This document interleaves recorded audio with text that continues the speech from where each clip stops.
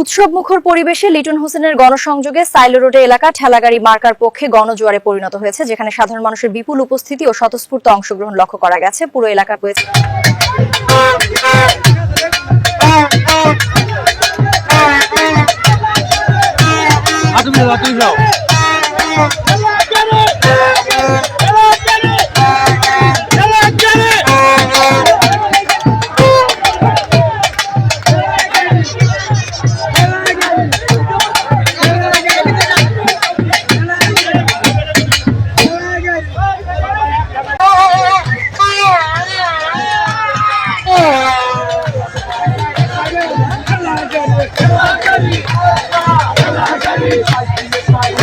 Ela